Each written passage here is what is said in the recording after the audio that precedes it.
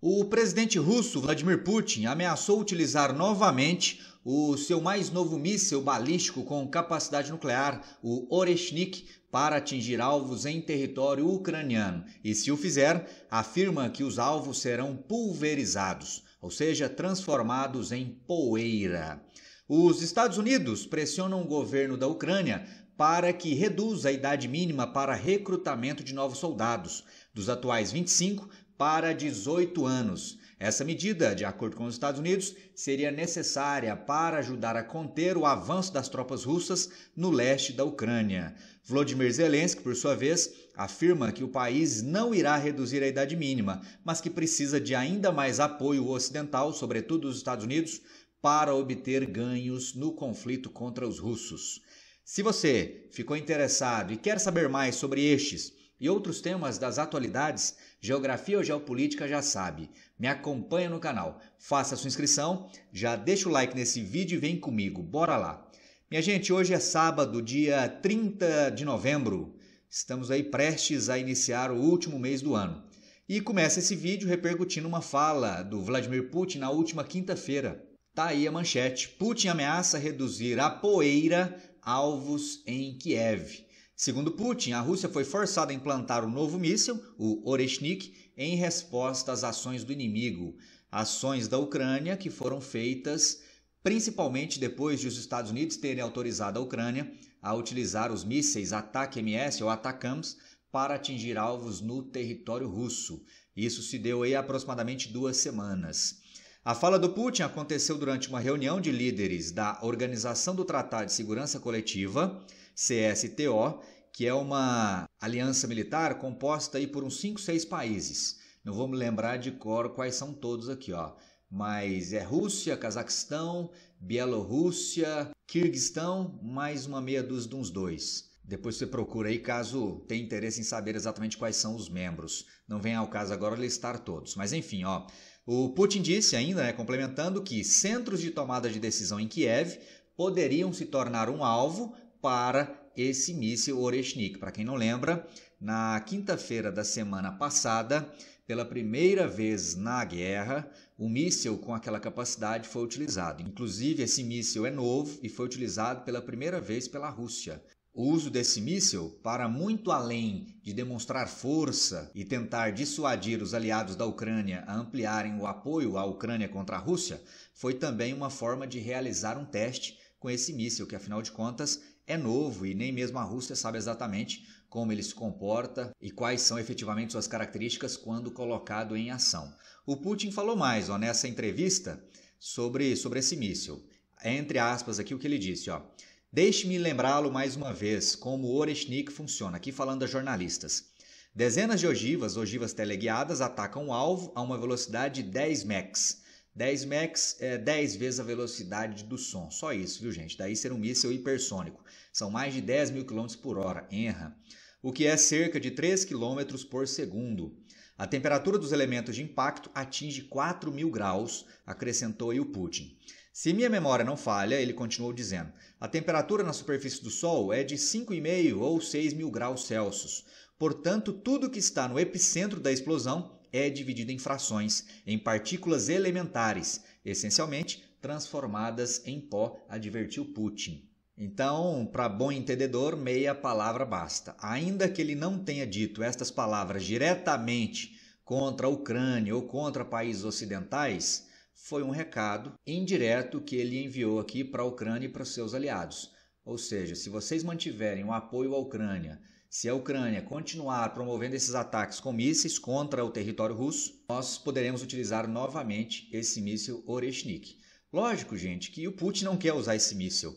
É caríssimo. E além disso, ao utilizá-lo, corre-se o risco da guerra escalar ainda mais. O Putin não quer isso. O Putin quer que o tempo passe logo, esperando aí a tomada de poder nos Estados Unidos. A tomada não, A posse, tomada parece que vai haver um golpe de Estado, Vamos usar o termo correto. A posse do novo presidente eleito nos Estados Unidos, o Donald Trump, que promete encerrar a guerra. Ao que tudo indica, se cumprir essa promessa, o encerramento da guerra por meio aí de um acordo intermediado pelo novo governo dos Estados Unidos será de um modo muito favorável aos russos. Então, o Putin diz essas palavras aí em tom ameaçador, mas como uma forma de dissuadir, de tentar tirar de ideia a Ucrânia e seus aliados de continuarem com esses ataques contra a Rússia.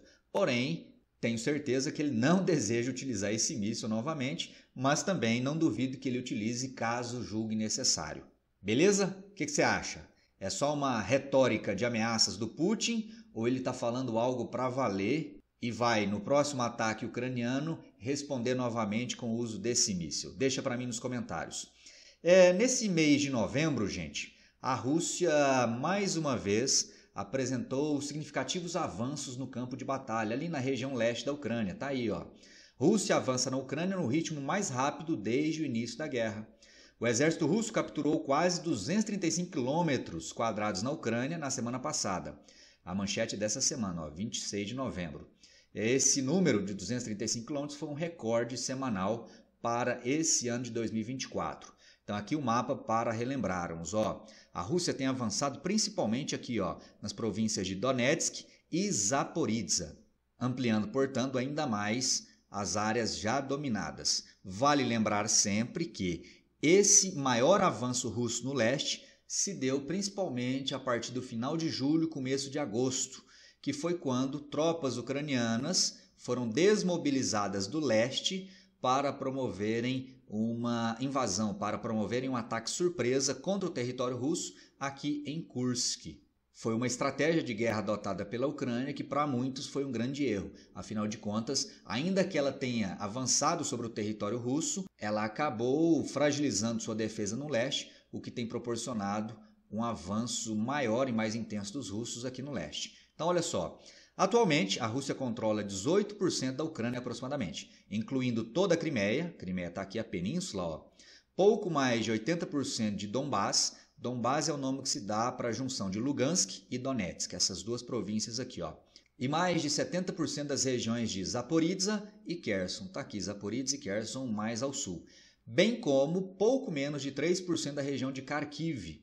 Kharkiv é essa província aqui, ó, mais ao norte, ou seja, tem um pedacinho dela também dominado pelos russos. Essas informações vale a pena deixar claro que são informações obtidas por meio do monitoramento de mapas de fonte aberta. Inclusive, o mais importante ou mais famoso deles é o Deep State. Vou deixar o link aqui, ó, na descrição do vídeo para que você, caso tenha interesse e ainda não conheça, possa conhecê-lo, possa explorar o mapa aí. Ele, inclusive, é atualizado diariamente. As atualizações são feitas de maneira independente e feitas com base em imagens de satélites. Ou seja, observando a movimentação das tropas no campo de batalha, é possível indicar no mapa quem tem avançado mais ou menos. Nesse caso, os mapas mostram aí uma importante vantagem dos russos no leste da Ucrânia.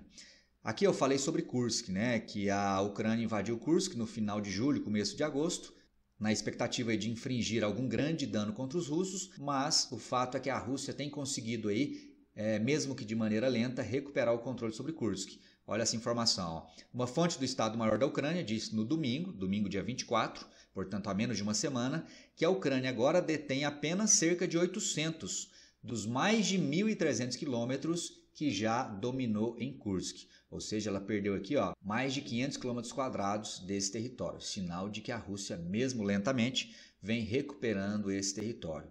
Ou seja, pessoal, resumindo, a situação não é boa para a Ucrânia no campo de batalha. A Ucrânia vem perdendo terras no leste e vem perdendo também o controle sobre a região de Kursk, que foi invadida, repito, há poucos meses lá no território russo. Por conta disso, ou seja, por conta dessa situação de desvantagem da Ucrânia no campo de batalha, o governo americano vem pressionando o governo da Ucrânia para reduzir a idade mínima para recrutar novos soldados. A idade mínima para recrutamento hoje na Ucrânia é de 25 anos. Inclusive chama atenção, né? Um país em guerra tem uma idade mínima relativamente alta. No Brasil, por exemplo, é 18 anos. Na maioria do mundo é 18 anos. Na Ucrânia são 25 anos.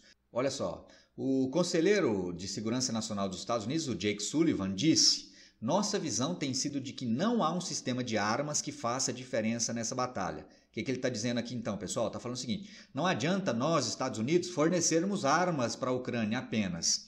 Ele continua: trata-se de mão de obra, ou seja, trata de soldado com bota na terra, bota ali no campo de batalha. E a Ucrânia precisa fazer mais, em nossa opinião, para fortalecer suas linhas em termos do número de forças que tem nas linhas de frente, ou seja, tem que recrutar mais soldados. O governo ucraniano, por sua vez, falou: não faremos isso. Olha o que disse. A Ucrânia rejeitou o pedido dos Estados Unidos e tentou atribuir a culpa, ou seja, a culpa por esse avanço russo no leste, aos atrasos no fornecimento de armas ocidentais. A Ucrânia não pode ser cobrada para compensar os atrasos na logística ou a hesitação no apoio com a juventude de nossos homens na linha de frente, disse Dmytro Litvin, que é conselheiro de comunicações do presidente Volodymyr Zelensky. Então você pegou a ideia, né? Se de um lado os Estados Unidos fala: Ucrânia, você está precisando de mais soldados, recrute mais soldados. A Ucrânia fala: negativo, precisamos é de mais armas. E aí, independentemente de quem tem razão nessa história, o fato é que enquanto os dois lados discutem, Ucrânia e Estados Unidos, a Rússia segue avançando. Essa é, portanto, a grande verdade, que é ótima para os russos e péssima para os ucranianos. Mas e você, o que acha?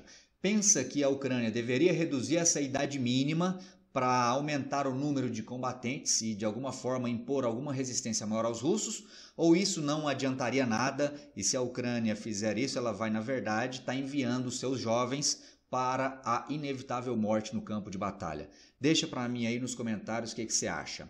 E para finalizar, gente, o New York Times divulgou na semana passada que autoridades ocidentais, principalmente países europeus, haviam sugerido que o presidente dos Estados Unidos, Joe Biden, poderia enviar armas nucleares à Ucrânia. Ou seja, já que o Biden está saindo do poder, resolveu aí há pouco menos de 2 semanas liberar o uso dos mísseis ATACMS contra a Rússia. Ele poderia também aproveitar o embalo e enviar armas nucleares para a Ucrânia, que seriam úteis não exatamente para serem usadas no campo de batalha, mas também para impor algum tipo de dissuasão contra os russos. Aí a Maria Zakharova, que é porta-voz do governo russo, se manifestou agora na última quarta-feira. Ela disse o seguinte: consideramos isso uma loucura. Trata-se de uma insanidade absoluta que está sendo imposta a uma certa parte do establishment político da Ucrânia pelos ocidentais, pontuou Zakharova a repórteres quando questionada sobre o assunto. Essa possibilidade, portanto, gente, se for colocada em prática, como sugerem aí essas autoridades ocidentais, para muitos seria a chave definitiva para a ampliação ainda maior do conflito. Afinal de contas, os russos não aceitariam pacificamente, a existência de armamento nuclear ali do ladinho do seu território na Ucrânia. Beleza? É isso aí, minha gente. Me conta o que você pensa sobre tudo isso que eu acabei de te dizer. Se gostou desse vídeo, deixa o like. Se não gostou, deixa o dislike. E te espero no próximo. Um forte abraço e até lá. Valeu!